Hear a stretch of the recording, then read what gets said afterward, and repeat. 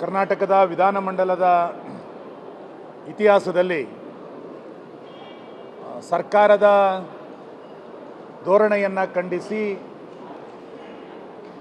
ವಿಧಾನಸಭಾ ಅಧ್ಯಕ್ಷರು ತನ್ನ ಪೀಠದಿಂದ ಹೊರಗೋಗಿರುವಂಥದ್ದು ಇವತ್ತು ಸದನದ ಇತಿಹಾಸದಲ್ಲೇ ಒಂದು ದೊಡ್ಡ ಘಟನೆ. ಸಭಾಧ್ಯಕ್ಷ ಪೀಠ ಎಷ್ಟು ಗೌರವದ ಪೀಠ ಅಂತ ನಮಗೆಲ್ಲರಿಗೂ ಕೂಡ ಗೊತ್ತಿದೆ. ಸರ್ಕಾರದ ಉತ್ತರಗಳು ಸಮರ್ಪಕವಾಗಿ ಬರ್ತಾ ಇಲ್ಲ ಅನ್ನುವಂಥ ಮಾತನ್ನು ಸದಸ್ಯರು ಬೇರೆ ಬೇರೆ ಸಂದರ್ಭಗಳಲ್ಲಿ ಕಳವಳವನ್ನು ವ್ಯಕ್ತಪಡಿಸ್ತಾನೆ ಇದ್ದರು. ಮೊನ್ನೆ ಶುಕ್ರವಾರ ಸ್ವತಃ ಸ್ಪೀಕರ್ ಅವರೇ ನನ್ನ ನಮ್ರತೆಯನ್ನು ದುರುಪಯೋಗ ಮಾಡ್ಕೋಬೇಡಿ ಎನ್ನುವಂಥ ಎಚ್ಚರಿಕೆಯನ್ನು ಸರ್ಕಾರ ಕೊಟ್ಟಿದ್ದರೂ ಕೂಡ ಇವತ್ತು 230 ಲಿಖಿತ ಪ್ರಶ್ನೆಗಳ ಪೈಕಿ ಕೇವಲ 80 ಪ್ರಶ್ನೆಗಳಿಗೆ ಮಾತ್ರ ಸರ್ಕಾರ ಉತ್ತರವನ್ನು ಕೊಟ್ಟಿರುವಂಥದ್ದು ಸಹಜವಾಗಿ ಸ್ಪೀಕರ್ ಅವರಿಗೆ ಬೇಸರವನ್ನು ಮೂಡಿಸಿದೆ. ಈ ಹಿನ್ನೆಲೆಯಲ್ಲಿ ಇತಿಹಾಸದಲ್ಲಿ ಮೊದಲನೇ ಬಾರಿಗೆ ಸರ್ಕಾರದ ನಿಲುವು ಈ ರೀತಿ ಸರಿಯಲ್ಲ ಅಂತೇಳಿ ಅವರು ಅದನ್ನು ಖಂಡಿಸಿ ಪೀಠವನ್ನು ಬಿಟ್ಟು ಹೋಗಿರುವಂಥದ್ದು ಅತ್ಯಂತ ಆಘಾತಕಾರಿಯಾದಂಥ ಸಂಗತಿ.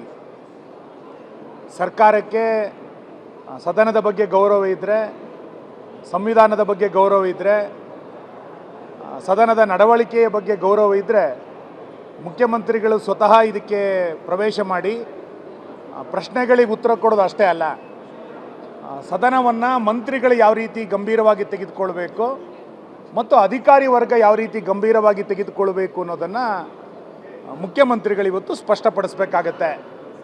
ನನಗನ್ಸುತ್ತೆ ಮುಖ್ಯಮಂತ್ರಿಗಳು ಇವತ್ತು ಅಸಹಾಯಕರಾಗಿದ್ದಾರೆ.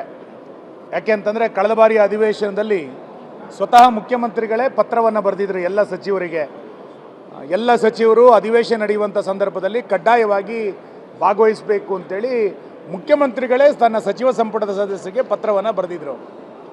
ಮುಖ್ಯಮಂತ್ರಿಗಳ ಪತ್ರಕ್ಕೆ ಯಾವುದೇ ಬೆಲೆ ಇಲ್ಲದಂತೆ ಯಾವ ಸಚಿವರು ಕೂಡ ಇವತ್ತು ಸದನಕ್ಕೆ ಹಾಜರಾಗದಲ್ಲೇ ಇರುವಂಥದ್ದು ಆಡಳಿತ ಹಿಡಿತ ತಪ್ಪಿದೆ ಎನ್ನುವಂಥದ್ದಕ್ಕೆ ಇದೊಂದು ಜೀವಂತವಾದ ಉದಾಹರಣೆ.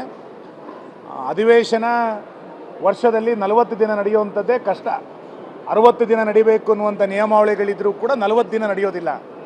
ಆ 40 ದಿನದ ಸದನದಲ್ಲಿ ಸದಸ್ಯರ ಪ್ರಶ್ನೆಗಳಿಗೆ ಉತ್ತರ ಬರೋದಿಲ್ಲ, ಉತ್ತರ ಬಂದರೆ ಸರಿಯಾದಂಥ ಉತ್ತರ ಇಲ್ಲ, ಯಾವುದೋ ಪ್ರಶ್ನೆಗೆ ಯಾವುದೋ ಮಂತ್ರಿ ಉತ್ತರವನ್ನು ಕೊಡುವಂಥದ್ದು, ಇದೊಂದು ಪರಿಪಾಠ ಆಗಿರುವಂಥ ಹಿನ್ನೆಲೆಯಲ್ಲಿ ಮಾನ್ಯ ಸ್ಪೀಕರ್ ಅವರು ಇವತ್ತು ತೆಗೆದುಕೊಂಡಿರುವಂಥ ನಿರ್ಣಯ ಬಹುಶಃ ಸರ್ಕಾರ ಇನ್ನಾದರೂ ಎಚ್ಚೆತ್ತುಕೊಳ್ಬೇಕು ನಾನು ಆಗ್ರಹಿಸ್ತೇನೆ.